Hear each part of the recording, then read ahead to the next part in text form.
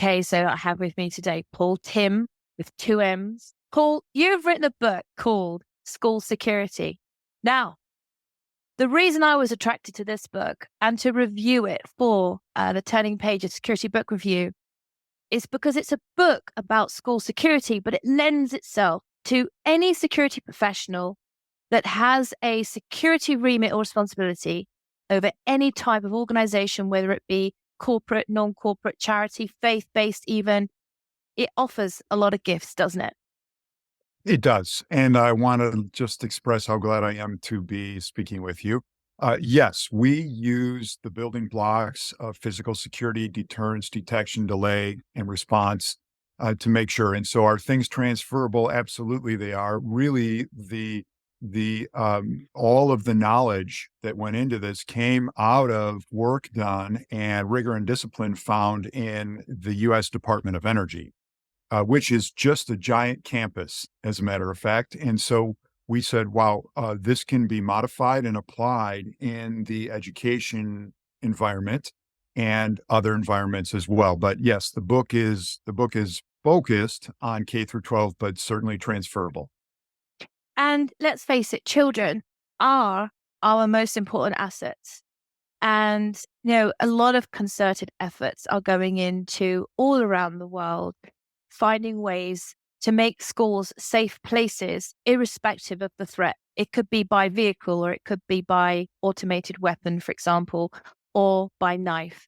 And there are other threats as well. You list lots of things in the book, even down to cyberbullying, which is great. This is an all-in-one package.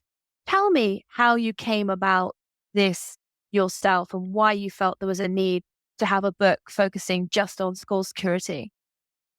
Yes, there has traditionally been a tug of war between physical security people and people who are violence prevention people. And sometimes we waved at each other across the aisle. But what we found is in the school environment, if we want a safe learning environment, there's really a holistic approach that has to be taken. And once we're collaborative, and that's the whole key here, we begin to see that this is bigger than just my part, which is physical security. We also have the practices and policies that have to be documented and disseminated. We also have the violence prevention programs like bullying prevention, sexual harassment prevention. We also have emergency preparedness. And I know that's sort of the other side of the coin from physical security, but it's there. We have staff training, and that's a forgotten part. We then, complain about the culture not being invested in the safety program, but that's because we've not invested in training. And so we try to put all of these pieces in place. What I found particularly good about this book, Paul, is the fact that it's written in a language style that's suitable for anyone, even outside security. We all a bit security nerdy, aren't we, really? Let's face it. And we can read security books until the cows come home. Good phrase here in the UK. I don't know if you have something very similar in the States. I love it. And the idea is that they come home late because they're hungry. But this is a book where, you know, anybody, a school teacher, a headmaster, a charity organizer, anyone organizing events for the public, any public venue, event safety, event organization. I mean, this is not just for security professionals. It's for people that have a responsibility to look after people's health and safety, isn't it, as well? Well, I appreciate you saying that. And we say there's a broad base of stakeholders. And so there is something for each one of those stakeholders. And each chapter, for the most part, begins with a story that can help at least get us into the mode of what is at stake here. Otherwise, what we find is that some security books can be the cure for insomnia. And that's not what we're wanting to do here. We're wanting to engage with people and then give them the nuts and bolts that are the practical application that can make a difference. Yeah, and to your point around practical application, you've got in here strategic plans, you've got risk assessments, you've got so many practical skills and tips. This is a real book that's not just about reading, it's about understanding, doing, and taking action, isn't it? It is, and thank you. And I'm second generation in the security industry, and I remember learning from my dad, who was a lifetime CPP, by the way. But I remember learning from him the concepts, and at an early age, trying to say, I don't know what those acronyms mean. I don't know what those terms mean. And so what I've tried to do is avoid that or define that here and put it in your hands in a way that will actually be useful. Yeah, and that's great. Thank you so much, Paul. Look, I think it's about time that we went over to our reviewers. Thanks for you and that gratefulness also to those who will be reading the book. Well, let's see what they had to say.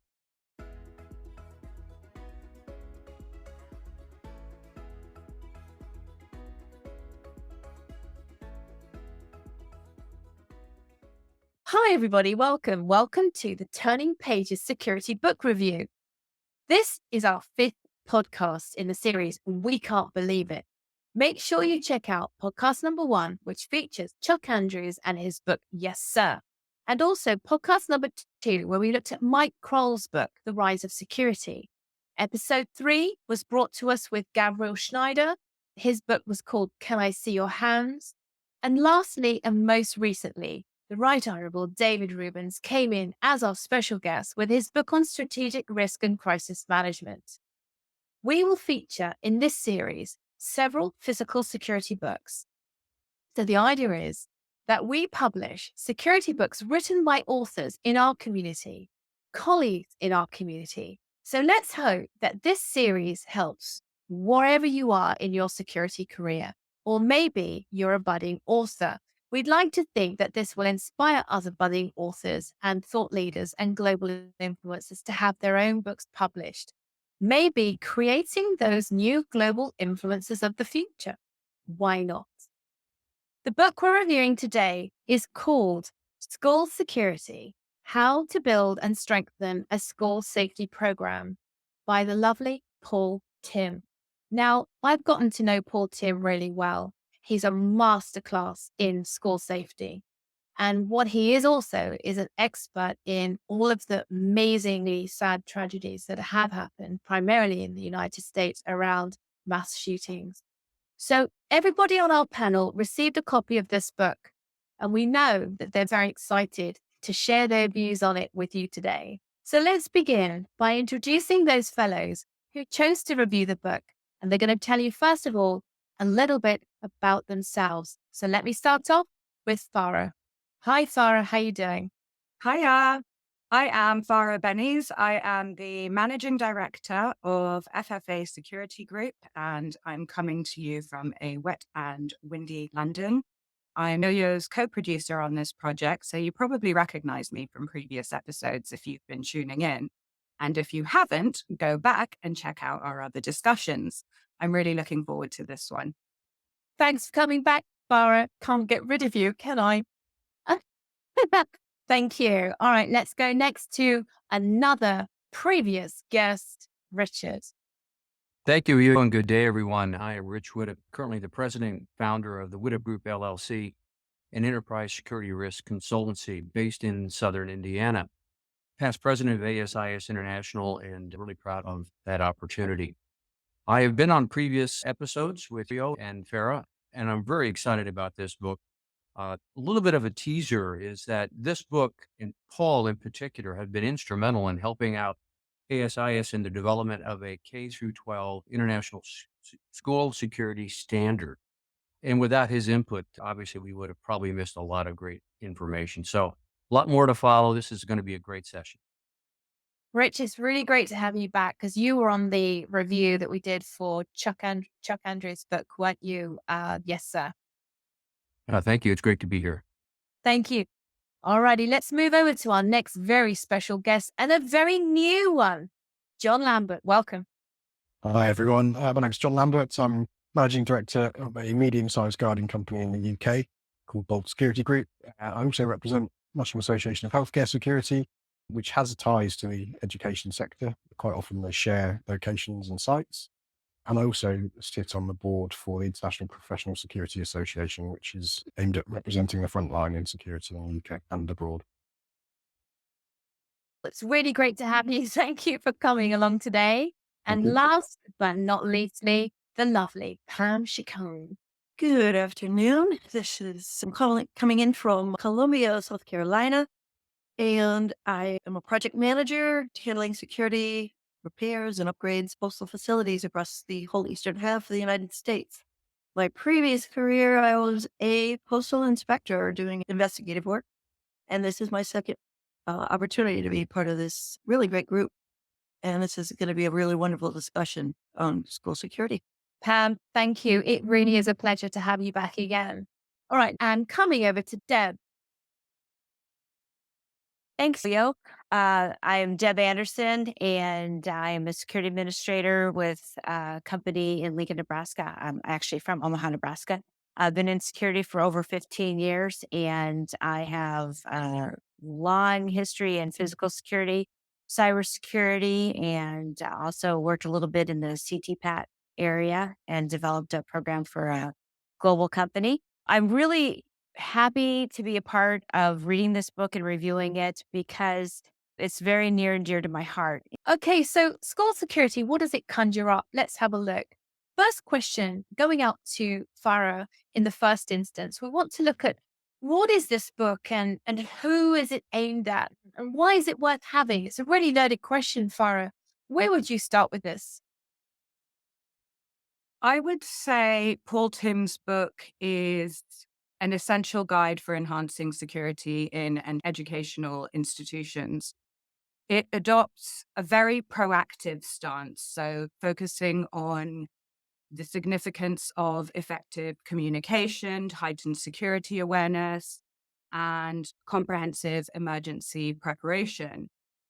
I think this book is particularly invaluable as it goes far beyond the typical audience of security professionals and it reaches out to educators, school administrators, people who may not have formal training in security matters, providing them with really vital insights and practical approaches to safeguarding their schools. He also goes into various critical aspects of school safety. One of the key areas it addresses is the influence of student behavior on overall security. And I think by understanding and positively shaping this behavior, schools can create a safer and more conducive learning environment. And another significant focus of the book is on staff training. So, effective training equips security personnel with the knowledge and the skills that they need to identify potential security threats and then respond appropriately, obviously enhancing the safety of everyone in the school. I think finally, the book offers guidance on crafting really sound security policies. And these policies are the backbone of any school safety program, laying down clear guidelines and procedures for managing a range of security issues. So I think really by helping administrators and educators develop and implement these policies, this book plays a really crucial role in fortifying security infrastructures of educational institutions. Farah, what a great start. So something for everybody in this book then. Absolutely. Thank you so much. Coming to you then, Rich. I mean, look, you've known of this book for a long time. How would you recommend this book to people? I would recommend this book to anybody who is involved in any aspect of school security. It is a very holistic approach, A to Z, without a doubt. Paul does a tremendous job, in my opinion, of bringing to the forefront good common world examples where people have missed opportunities to protect students and administrators and other personnel at schools, contractors, etc. Okay, right. I'm going to move over now to you then, John. John, you've read the book. What was your impression about who this is for? If it's the clues in the title is obviously aimed at people who are in the educational sector, but it's applicable. A lot of the guidance is applicable to securing any site. It's just good practice, best practice guidelines on how to secure a premises, look after people, implement policies and processes. I guess in the UK, we're lucky that we don't have quite the same levels of risks within our schools. But I've had experience in the past of running higher education and further education security. And a lot of that is transferable from either a school or a college or a university. So it was a useful read for me. One thing I found is it's got loads and loads of reference material and further reading that you can do. So whilst the book itself is comprehensive, you can click all of the links or read some of the further reading, and the amount of knowledge that you've got access to is outstanding, really useful, particularly for anybody who doesn't necessarily have that security background and wants to take a look at how to secure an educational premises. I mean, John, just to sort of top up what you said, here in the UK, we're quite lucky in the sense we don't have firearms incidents of the scale that the United States has. And it's good to draw the comparison between the two.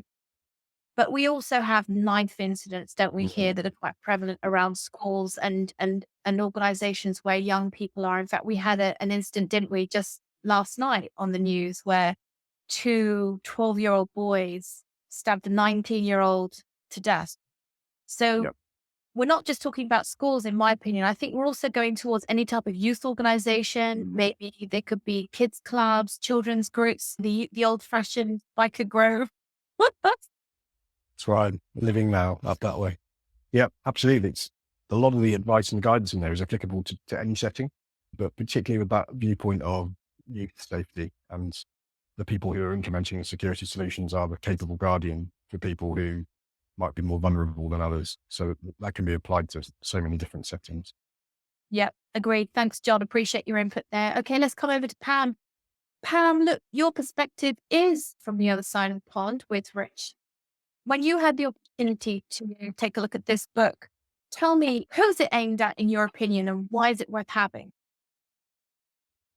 So it's aimed at a variety of audiences. I mean, it's the educators, the administrators of school programs, coaches, parents it's worthwhile picking up to be aware and to help that engagement. I thought it was very effective the way he provided examples of where things didn't go so well and how those issues can be addressed. He provides like a good background, and then he provides a solution with lots and lots of references and good information, really good information on how the difference can be one person being knowledgeable and following the system. I mean, the whole propping of doors situation is always a problem in various institutions because then the wrong person can get in and they can create havoc. A lot of the domestic situations that occur where the children become an issue between parents separated or divorced. He highlighted that very well and how that can be a big factor. And then his areas with social media, I think, are very, very strong to enlighten people on the impact and just the way things can spread, how information can be obtained to possibly thwart a situation as well. So it was very well done. His encouragement to engage with first responders so that they're familiar and everybody's familiar. And it was really, I thought, well done as well. Yeah, I think you're absolutely right. And I was surprised when I saw the social media piece, and we'll talk more about that as we go through because recovering from an incident is quite critical, isn't it, when it comes to considerations. Deb, hi. Hi. You've read this book. Why should people read it and how is it going to help them? Great question. So this book was written in a way that it doesn't just apply to educational settings. It can apply to any company, any business, any even at home. And it's a worthwhile tool for any security program. I like the fact that you can take any of the procedures, the training, or the policies and apply it to any of these situations. It talks a lot about communications, access control, visitor management procedures, video surveillance, and roof access, which is something that sometimes we forget. I like the fact that the book mentioned knowing what security is and what it isn't. And I think when you go to develop a program or look at what you have in place, people get ideas of what it should be and what it shouldn't be. And this, it kind of addresses that in a way that you can look at what's beneficial and what isn't. Some of the stories that were told do a really good point at illustrating it. There was one story where Paul mentioned that he was going to present at a school And this one teacher came up to him and told him about how she felt that the rest of the team didn't understand security like she did, that she was the expert. And she was the expert because she watched CSI. I got to chuckle at that, but you do run across folks like that that believe they know more than everyone else. A couple other things that I really liked, that it does a good job of explaining that you do need to understand whenever you address security in any situation, especially with the school. Especially with a school, you have different personalities, and it's really beneficial to know you've got the people that think they're the experts. You've got people that think in relativity. Some are quick fixers, some are past reformers, some are crisis confused, just to touch on just an overview of the different types of personalities. I also really believe that this one statement that Paul said is the lack of physical security measures is not the problem in many school shootings. Instead, findings suggest that many of these tragedies could have been prevented if schools had implemented appropriate prevention measures.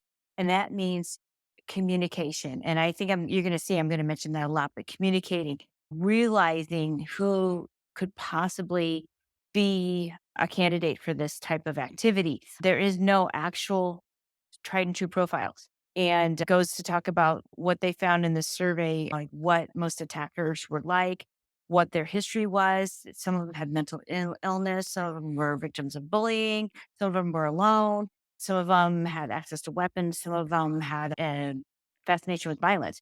So knowing what the identified warning signs are and communicating that and just keeping an eye on that, and even reaching out and becoming friends with those people and talking and just having a conversation could be a big way to prevent some of this. And then the last point I wanted to mention about why this is important is that most schools have fire drills. They've had these since like 1958 when there was a tragedy in the Chicago school. And since then, no one, as far as I know, no one has died in a fire. And I know schools do evacuation drills and they do lockdown drills and things like that. But I think there's more that needs to be done with that learning. And I'll mention it later on about how the drills have changed. But I think there's a lot that this book brings to light that people need to be aware of and consider. A great input, Deb. Thank you so much. In fact, to your point around how she felt like she was more of an expert because she watched CSI, when I've always thought myself a medical expert. I've watched every episode and season of House, MD, and Grey's Anatomy and Chicago Med. I think I'm a medical expert. Right. So the next question then, and coming over to Farhan for this, Farhan, we're always, certainly in the security industry, learning lessons from the past.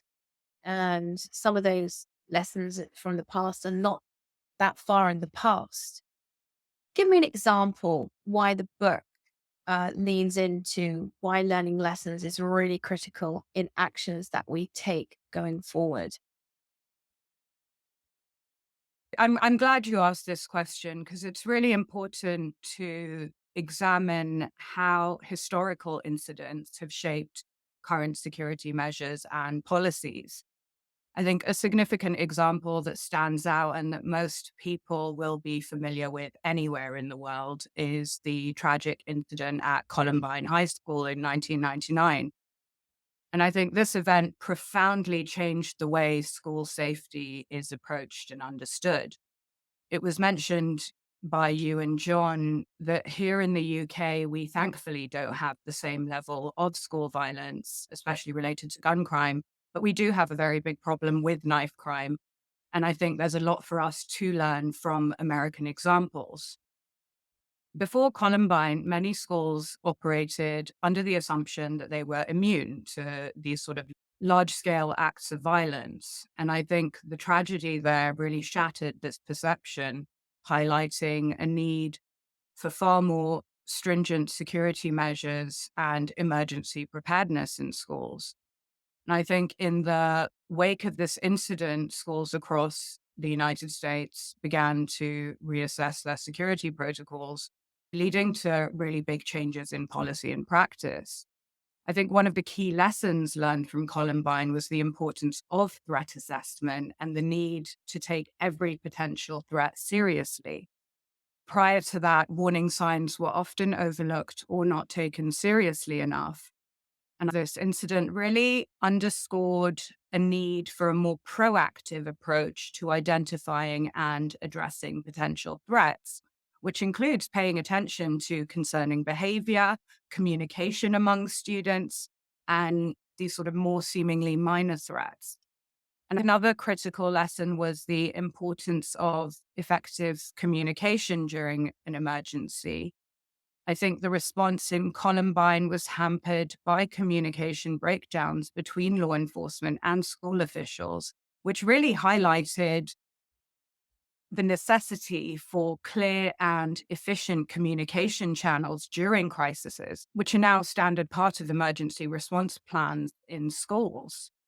It also led to a massive reevaluation of lockdown procedures and the emergency response strategies. So, prior strategies were based on the assumption that a threat would come from outside of a school rather than within.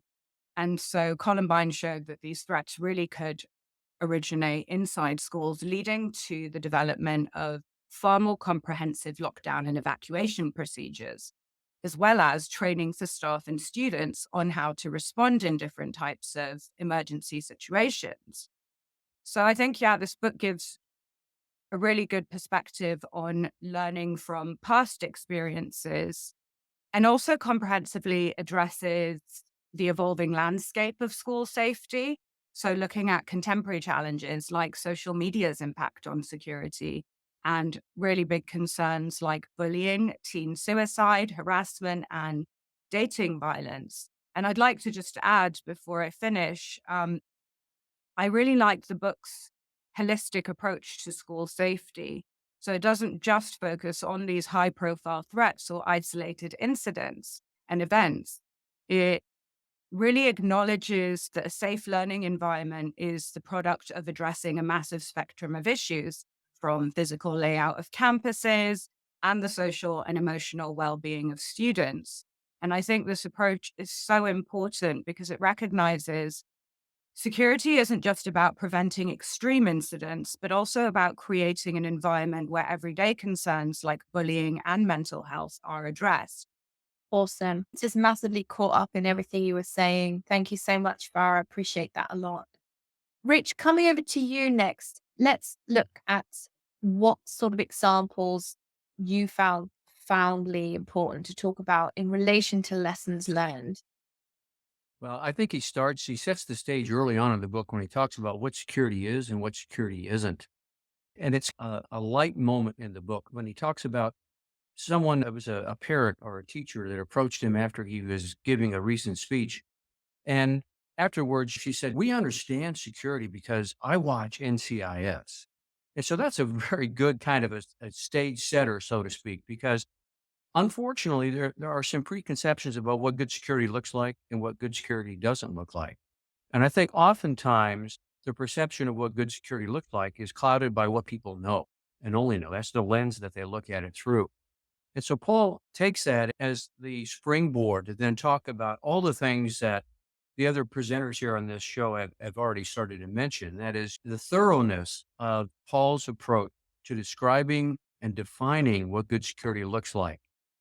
He goes into great detail talking about how to deter, how to detect, how to delay, how to respond, and how to communicate from that issue. Incredibly important. And he takes that in a step-by-step approach. He has another example where he uses a parent coming to school to pick up their student. But the school didn't know that this individual that's picking up the student is the subject of a personal restraining order. And they release the student to the parent, and the student shouldn't be with that parent. Now, this is a travesty. This leads into all sorts of law enforcement actions therefrom. But these are real world examples of how failure to develop a good plan, failure to communicate that plan, failure to test the plan can lead to a situation like this. I mean, Paul's book is entirely holistic. And I have to really kudos to talking about social media and bullying, these issues, because he talks about the mental health aspect. unfortunately, and too far frequent, we have issues where this particular subject is not addressed. And yet it is a precursor in many cases to some of the situations that we read about in the newspapers ahead of time. So it's not just a physical security book. This is an extremely expansive book, easily read, should be digested by anyone affiliated in any aspect of any school program, whether it's a parent, a teacher, a school administrator, a mental health professional, first responder, etc., to learn more about the entire nature, the environment itself, and how everyone is a part of the whole, part of the main, right, as they say, and how everyone needs to work together to develop strong security plans. He provides also, and I love this, is a part of the book, very concise, very easily understood examples of what a good policy looks like. So for those administrators and teachers or parents who are looking to jumpstart an initiative at a school, this is a tremendous resource because it gets them started down the road of bringing in all the stakeholders, talking about the issues, and developing a plan that can be action moving forward. Just an incredible book. I can't say enough good things about it. What you have said is really awesome, Rich. Thank you so much. Deb, we're all learning lessons from the past. Give me an example where Paul demonstrates why learning lessons from the past is critical. Deb? Well, one example, and I know he touched on this just a little bit, one of the most famous school shootings is the Columbine tragedy from 1999. And one of the lessons that we learned at that time, emergency responders did not storm the building like you think they would have. People blame law enforcement for not taking immediate action. And I think they didn't know what to do.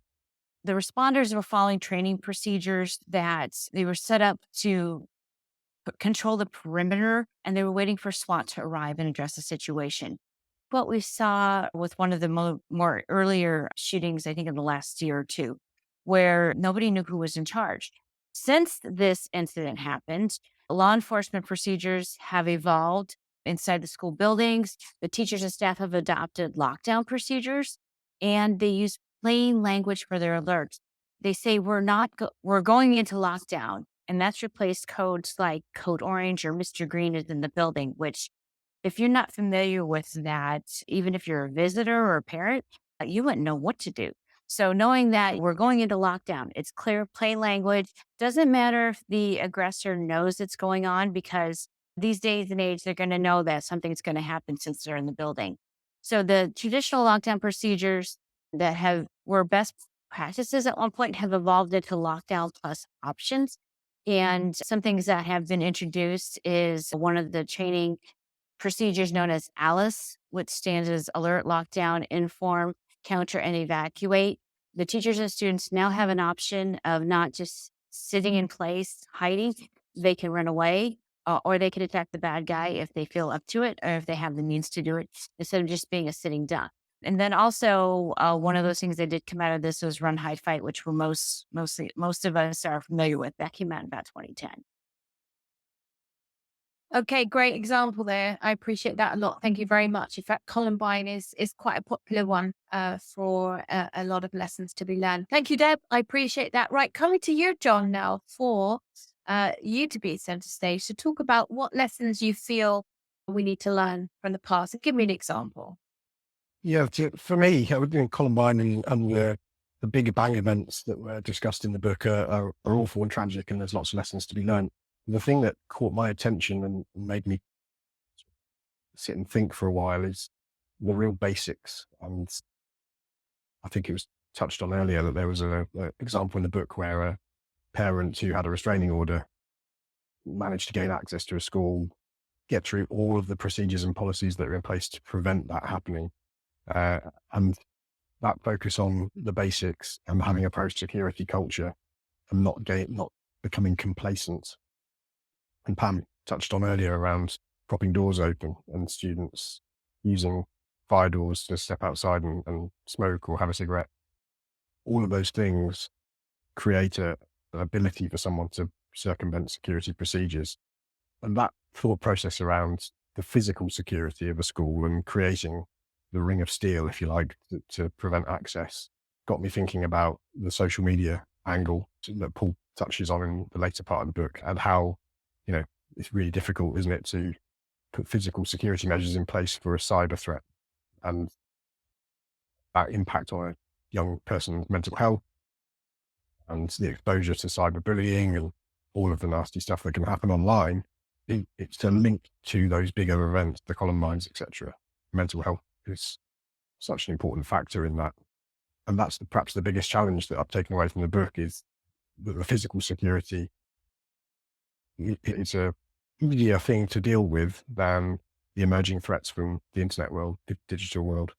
And whilst there are some examples in there in the book around how to counter that threat, the pace of it is just.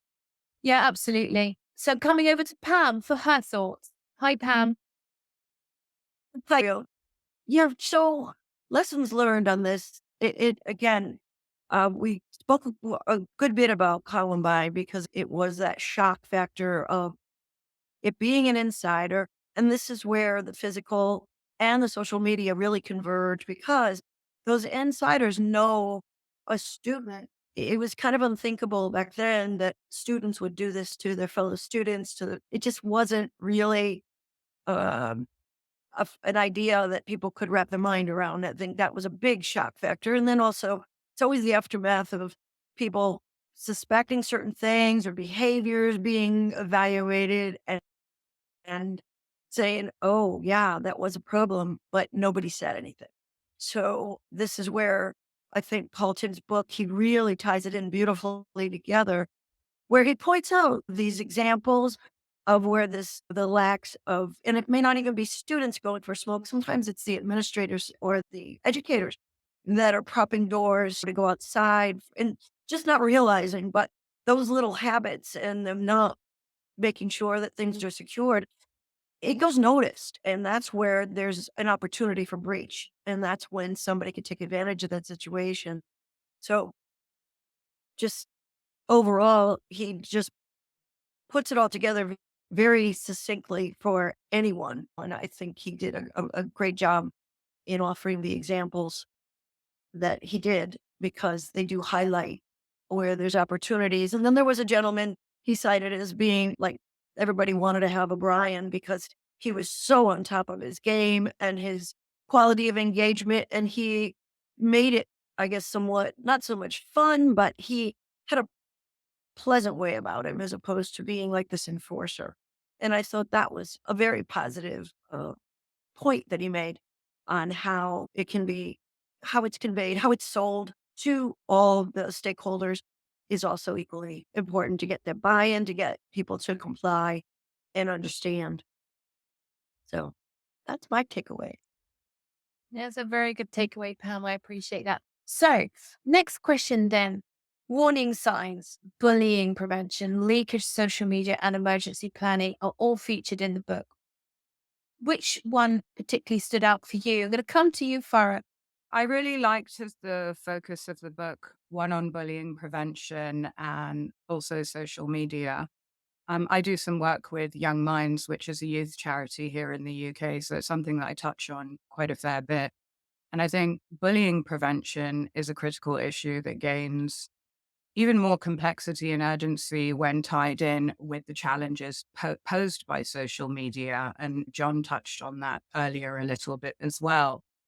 So I think the importance of tackling bullying in schools is paramount, not only because of its direct impact on students' emotional and psychological well-being, but also due to the amplified effects in the digital age. I think in the traditional school setting, bullying can lead to significant emotional distress, impacting students' abilities to learn and their overall academic performance. The introduction of social media into this equation extends the reach and duration of bullying. Cyberbullying, which occurs through social media platforms, allows for the harmful behaviors to persist also beyond school hours and into personal spaces for students, which when we were young, we didn't have that. At least home was an escape. I think this form of bullying can be particularly insidious as it offers anonymity to bullies as well, and it leaves victims feeling very vulnerable and exposed in what should be their safe havens. And so, this intertwining of bullying with social media affects school culture.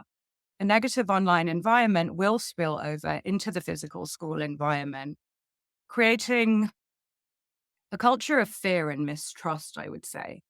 Conversely, effective bullying prevention strategies that encompass social media really can contribute to fostering a far more positive and inclusive school culture. So I think implementing comprehensive anti-bullying policies that address both traditional and digital forms of bullying is really crucial. Educating students and staff and parents about the risks associated with social media and really encouraging empathy and promoting good digital citizenship are key components of robust bullying prevention programs. Schools have to equip students with the skills to navigate social media responsibility and recognize cyberbullying and really understand the importance of reporting it. And this prevention of bullying can really help mitigate the risk of escalated violence in schools. As I said before, this is something that can really manifest physically within the school environment, and we've seen that with historical incidents. So, by proactively addressing it in all of its forms, schools can create safer, more supportive learning environments. The integration of social media and bullying considerations into bullying prevention strategies is just really essential in today's age. So, Tim's book highlights that the cornerstone of a robust school safety program is the engagement of the entire school community. It really underscores that safety is not solely the responsibility of security professionals or administrative staff, but it's a collective endeavor that requires the active participation of the entire school community. And this includes students, teachers, administrative staff, and parents. Engagement in school safety is crucial because it fosters a culture of collective responsibility and awareness. So, when everyone in the school community is involved and invested in safety, they are more likely to be vigilant, recognize potential security risks, and as well adhere to established safety protocols. So, for example, you'll have students who are educated and engaged in safety practices will be more apt to notice unusual behavior or situations that could potentially escalate into security. I think that's really important.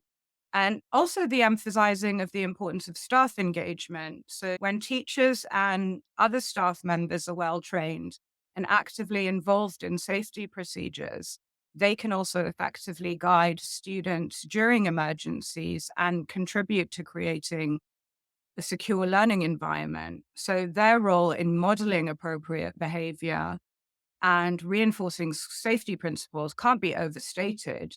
And parental involvement is another really critical aspect that I mentioned. So, parents who are informed and involved in school safety strategies can reinforce these principles at home, which creates a far more cohesive and comprehensive approach to school safety. They also can provide really valuable insights and support, strengthening the partnership sort of between school and community. So I think engagement is key to developing a proactive rather than reactive approach to school safety. An engaged school community is better prepared to prevent incidents and respond effectively if emergencies arise. So through regular drills, open communication, and collaborative planning, schools can ensure that all stakeholders are prepared and know their roles in maintaining a safe environment. Thank you, Sarah. A really good understanding. In fact, you made me realize really something I heard recently, and I'm going to sort of move this subject over to Rich. That there was an era, wasn't there, where teachers used to go to school to learn to teach a subject. Now teachers are more than that. They are caregivers, they are guardians, they are all about safeguarding. They're no longer just a subject matter expert. So Farah, thank you very much. Richard, that's the case, isn't it? No, you're absolutely right. Farrah brought up some really good points, and you're asking us to pick one of these areas to discuss in great detail, but they're all intertwined. Uh, Leakage is an important area that he discusses, but I have to say that while that leads to leakages, what are the warning signs? What are the things that we're missing? He goes into great detail about some of the actions or inactions of students in particular that administrators and teachers should be aware of. This is part of the detect section of the deter, detect, delay, respond, and communicate aspect that he communicates in this book so very well. But that aside, I was really impressed with the fact that in his social media chapter, he leveraged students to help write that chapter. And that's a testimony to someone who understands, help me to teach people who don't know as much about social media as they need to know in order to prevent the bullying that goes on or be aware of the bullying that goes on. So I think that bullying and social media are connected, as Farah has said so eloquently. And I think those are important aspects for teachers, students, administrators, everyone in the continuum needs to be aware of. And he does an excellent job in that. I want to reinforce when Farah talked about engagement. Now, this is clearly, it is the cornerstone of this book. You can't create a program, an effective prevention program in a vacuum. It can't be just one person. It has to be all of the stakeholders sitting around different tables at different times, developing a holistic plan, reviewing that plan, implementing it, testing the plan, and then going back and looking at it again. This is common for a lot of us in the security world, but in the school world, it's not quite as robust as it needs to be across the board because they have other things they have to worry about. I mean, let's be honest. You talk about the additional duties as assigned that teachers have. It's just an onerous burden, and I think that the more that of the stakeholders that step up and contribute and act and help to support these efforts, the better these programs are going to be. One other element that I do want to mention that I was really impressed with is that in Paul, when he was discussing what security is and security isn't, he basically said school security is really loss prevention. And I thought about that and I said, no, that's prescient because it is loss prevention. It's not like just the loss of life, it's the loss of reputation, it's the loss of time and in relationships and studies that go on. And I think that if we look at school security as being more of loss prevention in particular and the development of effective programs, the better more schools, systems, and districts are going to be in the future to prevent these kinds of issues. Yeah, good point. In fact, you also kind of made me think there, and this is something else I saw around teachers, certainly here in the UK, that I think you know that thing around how technology escapes a lot of people because technology moves so fast, people can't keep up with it. And the older you are, the harder it is to keep up with it because it's inalien unless you've grown up with tech. And I think teachers are having to adapt in a very similar way, Rich, because they've realized now that the safeguarding piece is an ever moving beast and it's not what it was 5 years ago. It's going to change all the time. And there's very much an involvement in how teachers apply safeguarding in schools. John, coming to you for the warning signs, engagement. I mean, look, what's your contribution here? It's thought provoking. Yeah, the social media piece, like I touched on earlier, it is very thought provoking, and it's hard for schools to keep up with technology and the speed of it, which you've just mentioned there. I mean, I looked at the statistics of how quickly these platforms reached 1 million daily users, and Twitter was 2 years, Facebook was 10 months, Instagram 30 days, TikTok 9 days, and ChatGPT is just in 2 days. So it's just getting faster and faster. And we don't know what's going on all of these platforms with regard to student safety, bullying. There's some recent cases in the UK, actually one very local to me, where a young boy lost his life through a challenge that was made to him over an Xbox gaming session. It's entirely preventable. It's very difficult to track down and keep pace with the speed of technology.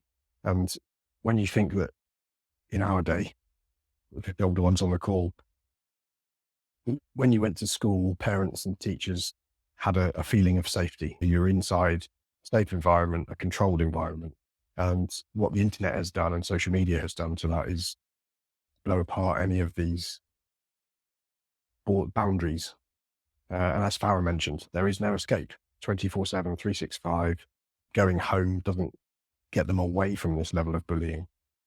So when you then look at how important engagement is, open dialogue between students, staff, and parents around emerging technology, new viral trends, any potential unsafe practice that's being encouraged through technology is so important to be ahead of it and put guidance out there to the students on the dangers that are inherent. Yeah, that's probably the biggest takeaway for me. John, I mean, look, as an adult and as a person who works in cybersecurity, I am astounded that I am almost bombarded daily via my email, via Facebook, Marketplace, Messenger on fraud stuff. So in today alone and over the last couple of days, right, I've hacked your PC, send me $1,400 Bitcoin. Otherwise, I'm going to expose what you've been doing, you naughty man. Clearly thinks I'm a bloke, right? And then I've got Marketplace trying to scam me by obtaining my email address, which I gave them to make a PayPal payment, and then sending me emails to send them $100. And I'm thinking, this is just Marketplace. This is Facebook. This is somewhere where when I'm at home, I should just be able to just use those services for what I use. And this Instagram constantly Chinese led kind of female images, wanting to send me sexual images. Twitter's the same. And I'm thinking, I'm an adult, I'm informed, I'm an advocate for online safety, and I am still getting hit with stuff in my home, whatever space that is. John, we can't expect our children to have the same amount of resilience as that, can we? No, resilience and awareness of the moving threats. Like I say, the case recently of the young boy who lost his life, was just egged into it by people he didn't even know on an Xbox gaming session and ended up losing his life. And that's a scary thought as a parent or a teacher. How do you protect children from that level of peer pressure and bullying? And yeah, like you say, fraud risk and extortion. There's revenge porn and all sorts nowadays, isn't there? That young people are getting exposed to at a younger and younger age. And without dialogue and engagement between the adults and those people like yourself who are informed in the threats that are present, kids are going to be exposed to issues. I think to take away, it's like anything. It's the same with war on a geopolitical level. It's the same with bullying. You take away the threat, and there's nothing there. The threat is the key thing. So if you've got children who are resilient enough and say, okay, yeah, whatever, go jog on. So John, we come from a generation where saying jog on meant something. We probably sound old now because it's probably a little bit different, but you know, there were children that couldn't be bullied and there were children that could. And I think if we can start to identify the differences between the two, we can start giving people the right skill set. But look, it's bullying. You could do a whole podcast on bullying alone. I'm just really glad that Timm touched it in his book. Yeah, it's a really useful resource for dealing with that emerging bullying threat in the digital world. That's a very good insight. Okay, thank you so much. Coming over then to Deb. Deb, look, I'm just looking at the book here in the chapter Managing Emergencies. I love this bit because as a young security professional, having a bomb threat checklist, there's also here an emergency contact names and telephone numbers form. There's a parent-family reunification form. You've got classroom emergency backpack checklist. You've got a resource inventory form. I mean, this is a one-stop shop, isn't it, for incredibly useful information? What's your final comments? You're right. It is. It's a one-stop shop checklist. One thing I would add to that, it's great to have a checklist, but make sure you have it in at least 2 locations. I had an incident happen earlier in my career where the incident management forms and checklists were stored in a location, and it just happened they only had it in one location, and it was a guard check. and the guard shack got hit by a car. So they couldn't access their emergency procedures and had to call me. So it's always good to keep those in two different locations. I think there may have been something mentioned in the book about storing it at another school or with working with a business or a contact so they could have that information stored off site as well. My final comments on the book, it's a great read. I was just going to touch on the social media chapter. When I first read it or listened to it, actually, I did do the audio version of it. I wasn't sure that it belonged in the book, but I felt like just a little synopsis was necessary. But as I got into it and reading about how kids are getting younger and younger having smartphones, I mean, down to the age of 8, there's a lot of kids that age that are having smartphones. I'd say that social media is a catalyst for security incidents, whether it sparks the kindling that contributes to the bonfire of mass shootings through messages shared by students, through imagery and influence found on the World Wild Web, to quote a fellow security practitioner. Let's not forget bullying, as we've already talked about, but where else can an aggressive person hide behind technology to inflict emotion and pain and deliver it at lightning speeds? I'm having images of the Wizard of Oz where the wizard hid behind that big curtain, that big screen with the thunderbolts and the lightning. And then when they came out, it was just this little old man who just wanted to have friends. So social media can be a good tool, but it also can be a bad tool. And the other thing that he did talk about a little bit were dating sites. And I would hope that teenagers, high school and below, are not on these sites. But locally, our former scoutmaster was recently arrested for being on some of these sites and trying to entice young middle school aged girls for sexual favors. And there was over 3,000 messages exchanged. That's a lot. That's too much. She had 4 phones. So it's definitely a problem. Definitely parents need to be aware of, students need to be aware of, um, and teachers need to be aware of. But I think for the most part, parents should really be, when it comes to social media, they should take the lead on this. So the teachers already have enough to do. And one other comment I wanted to just make about this, why this is so important. My best friend's a school teacher, and she's coming up on 30 years. And when we went to school, it was to get an education, to have a social life, to meet friends, to be active in sports, things like that. When kids go to school now, teachers go to school now, there's a chance that somebody could come in and shoot the place up. They could lose their friends and their coworkers. It's like a war zone almost that it could happen. And then the other turn is, well, there's a lot of kids committing suicide because of bullying. So the teachers and the students these days are being exposed to so much violence and so much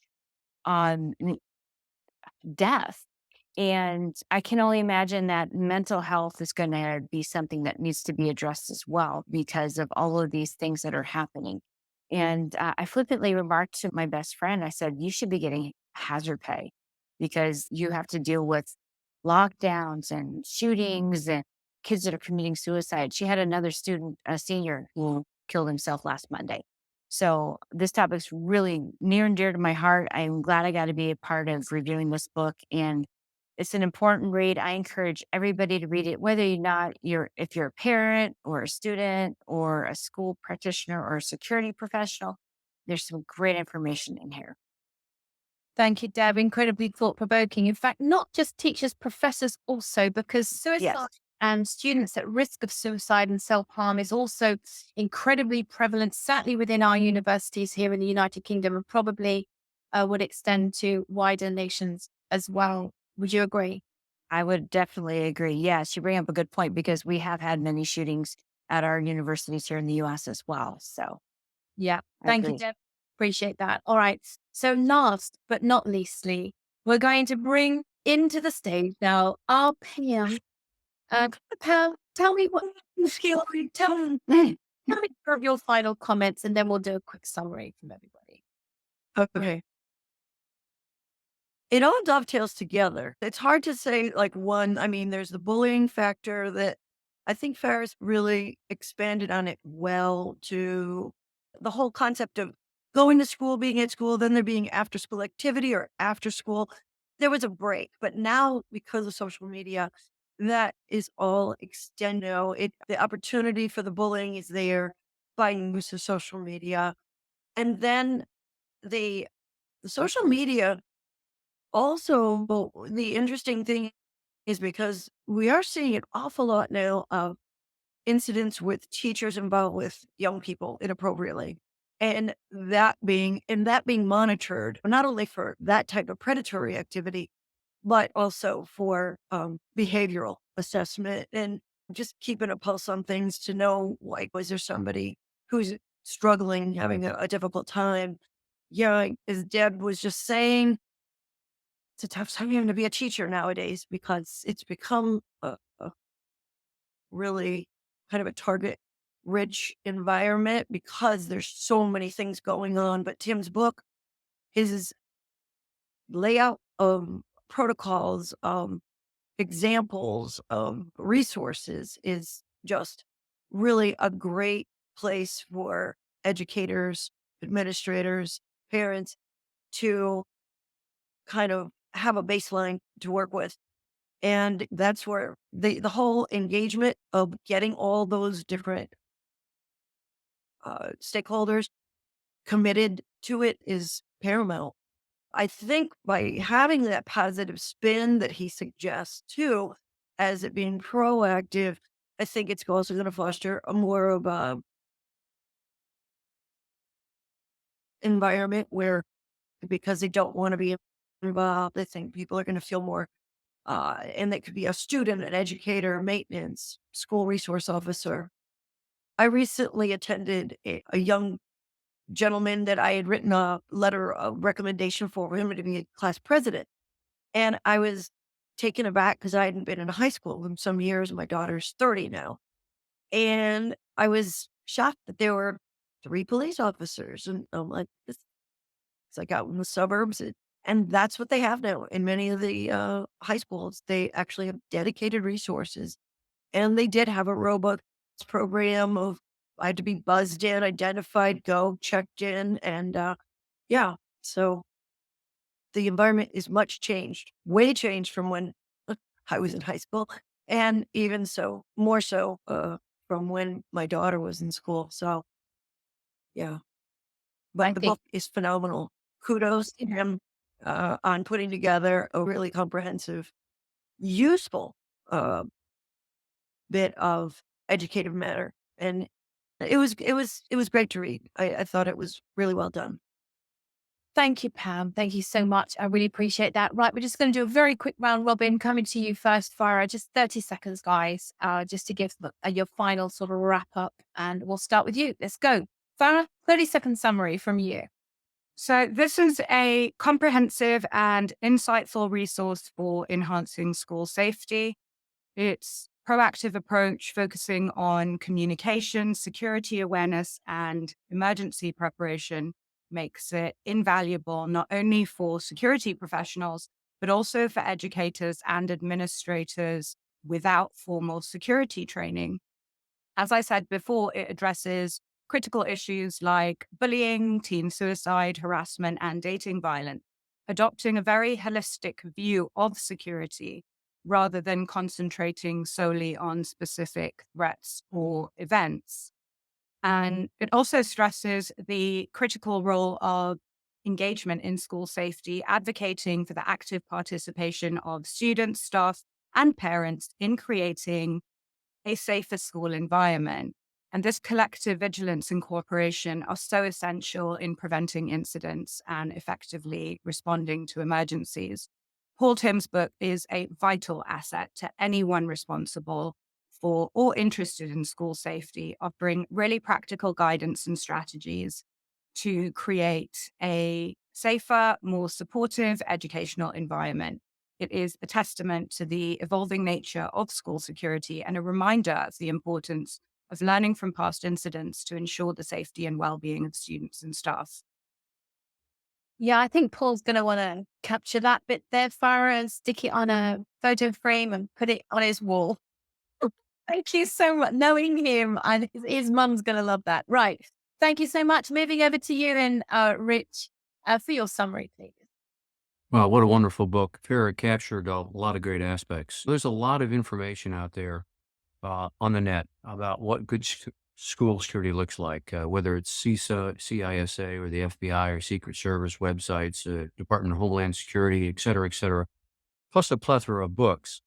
But until this book was published, there wasn't a one-stop shop, as you mentioned earlier. There wasn't one location that you could go to where someone could explain the A to Z aspects about why school security is important, why loss prevention is important, what you can do about it, what you need to be aware of, and how you can be engaged in developing a program moving forward.